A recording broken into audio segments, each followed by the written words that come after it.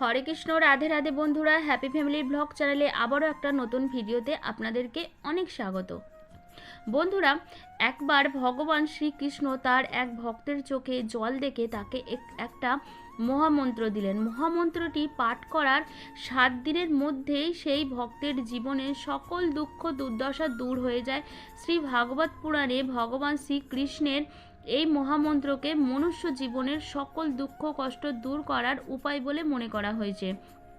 তাই এই মহামন্ত্র নিয়মিত পাঠ করলে আপনারাও সকল দুঃখ কষ্ট থেকে চিরতরের মতো মুক্তি পেতে পারেন। তাহলে আসুন জেনে নিই কি সেই ভগবানের শ্রীকৃষ্ণের মহামন্ত্র। ভিডিওটি ভালো লাগলে অবশ্যই কমেন্টে হরে কৃষ্ণ বা রাধে রাধে লিখতে কিন্তু একদমই ভুলবেন না। হাওড়ার ডোমজুর শহরের বস্তিতে একটি ছোট্ট বেড়ার বাড়িতে বসবাস করতেন কৃষ্ণভক্ত হরিপদ কর্মকার। তাকে নিয়ে পরিবারে তার 5 জন সদস্য, বৃদ্ধ মা, বাবা, স্ত্রী এবং এক বিবাহযোগ্য কন্যা, যাদের 2 বেলার আহারের যোগান দিতে তাকে হিমশিম খেতে হতো। তিনি ছিলেন পেশায় একজন ফেরিওয়ালা।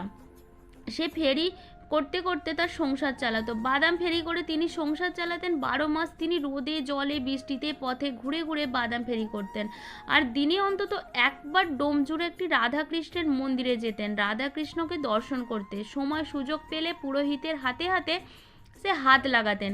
মন্দিরের বিভিন্ন কাজকর্মে, অনেক রকম কাজেতে সে কিন্তু হাত লাগাতো। হরিপদের কৃষ্ণ ভক্তি দেখে মন্দিরের প্রবীণ পুরোহিত তাকে বড়ই স্নেহ করতেন। প্রখর রোদে ঘেমে বা বর্ষায় ভিজে যখন তিনি নীরবে কোনো গাছের তলায় আশ্রয় নিতেন বা ক্লান্ত হয়ে যখন তিনি পার্কে বা মাঠের পাশে বসে বিশ্রাম নিতেন, তখন তিনি নিরন্তর কৃষ্ণ নাম জপ করে যেতেন।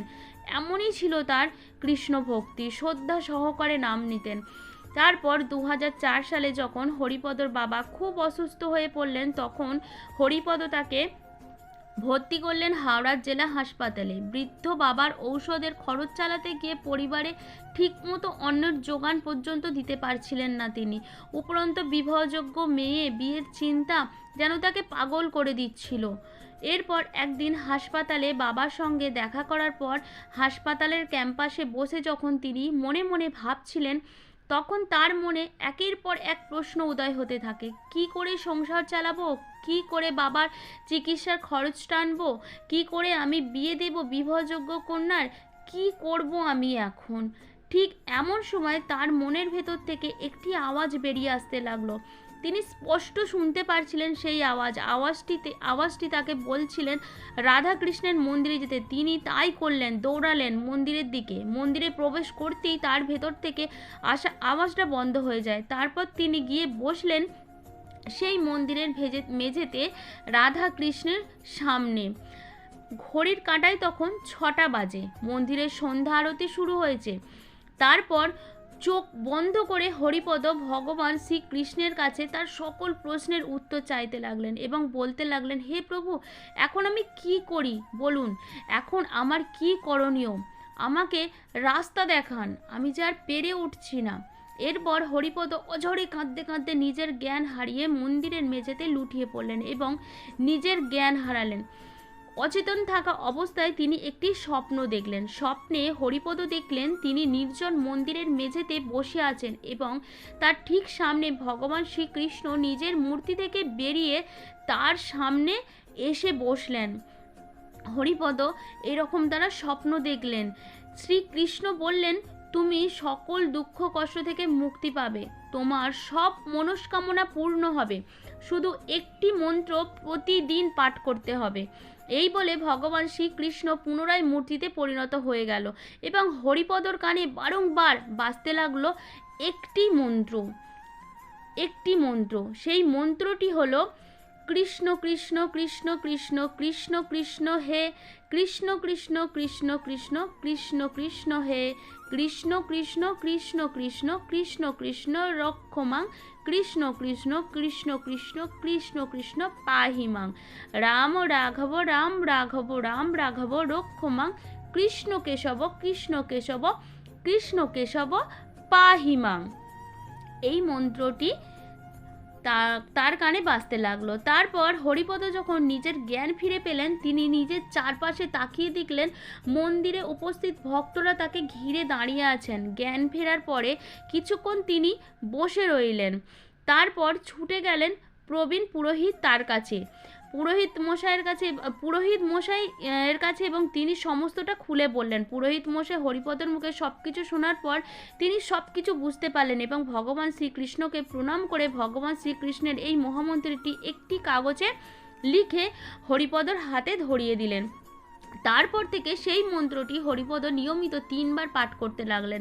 মন্ত্রটি পাঠ করার সাথে 7 দিনের মাথায় হরিপদর বাবা সম্পূর্ণ সুস্থ হয়ে উঠল। ধীরে ধীরে তার বাদাম বিক্রিও খুব বেড়ে গেল। তার সংসারে আর্থিক অনটন দূর হলো। এরপর তাকে আর পিছন ফিরে কিন্তু তাকাতে হয়নি কোনো দিন। 2006 সালে ভগবান শ্রীকৃষ্ণের আশীর্বাদে হরিপদর মেয়ের শুভ বিবাহ সম্পন্ন হলো। এক পরোপকারী, ভদ্র, শিক্ষিত ও ধনী ব্যবসায়ীর সাথে। পরবর্তীতে হরিপদর জামাই তাকে হাওড়ার বড় একটি মিষ্টির দোকানে কাজে লাগিয়ে দিল। সেই দোকান পরবর্তী সময় হরিপদ নিজের কর্মদক্ষতা আরও বড় করে তোলেন এবং তার সাথে সাথে শহরে 2 প্রান্তে তিনি আরও 2টো মিষ্টির দোকান খোলেন। 2020 সালে জন্মাষ্টমীর দিন ভগবান শ্রীকৃষ্ণের জন্মদিন উদযাপন করে হরিপদ তার নতুন বাড়িতে গিয়ে কিন্তু ওঠেন। একটি নতুন সুন্দর বাড়ি করেছিলেন হরিপদ আজও সকালে উঠে প্রতিদিন ভগবান শ্রীকৃষ্ণের মহামন্ত্রটি ভক্তিপূর্বক পাঠ করেন এবং যখনই কোনো মানুষকে সংকটে দেখেন তাকেও এই শ্রীকৃষ্ণের কিন্তু মহামন্ত্রটি নিয়মিত পাঠ করার কথা বলেন। বন্ধুরা, একটা কথা সর্বদা মনে রাখবেন, এই কলিযুগে ভগবান শ্রীকৃষ্ণের মহামন্ত্র পাঠ করাই মুক্তির সবচেয়ে সহজ পন্থা। মনে মনে বা জোরে জোরে বা জলে, স্থলে, জঙ্গলে আপনি যে কোনোভাবে এবং যে কোনো পরিস্থিতিতে ভগবানের মন্ত্রটি পাঠ করতে কিন্তু পারেন। ভগবানের এই মন্ত্রটি পাঠ করলে আপনার সকল দুঃখ দুর্দশা দূর হয়ে যাবে, আপনি পরম শান্তি লাভ করবেন। বন্ধুরা, আজকের এই ভিডিওটি এই পর্যন্তই। আর এবার আমার বিদায় নেবার পালা। তো বিদায় নেবার আগে ভগবান শ্রীকৃষ্ণের এই মন্ত্রটি আর একবার শুনে নিন। কৃষ্ণ কৃষ্ণ কৃষ্ণ কৃষ্ণ কৃষ্ণ কৃষ্ণ কৃষ্ণ হে, কৃষ্ণ কৃষ্ণ কৃষ্ণ কৃষ্ণ কৃষ্ণ কৃষ্ণ কৃষ্ণ হে, কৃষ্ণ কৃষ্ণ কৃষ্ণ কৃষ্ণ কৃষ্ণ কৃষ্ণ রক্ষমাং, কৃষ্ণ কৃষ্ণ কৃষ্ণ কৃষ্ণ কৃষ্ণ কৃষ্ণ পাহিমাং, রাম রাঘব রাম রাঘব রাম রাঘব রক্ষমাং, কৃষ্ণ কেশব কৃষ্ণ কেশব কৃষ্ণ কেশব পাহিমাং। এই মন্ত্রটি ভগবান শ্রীকৃষ্ণের, এই মন্ত্রটি ভক্তির সঙ্গে নিয়মিত পাঠ করুন। ভগবান নিশ্চয়ই আপনার সকল বাধা বিঘ্ন, আপনার দুঃখ কষ্ট সবটা কিন্তু ভগবান নিশ্চয়ই দূর করে দেবে।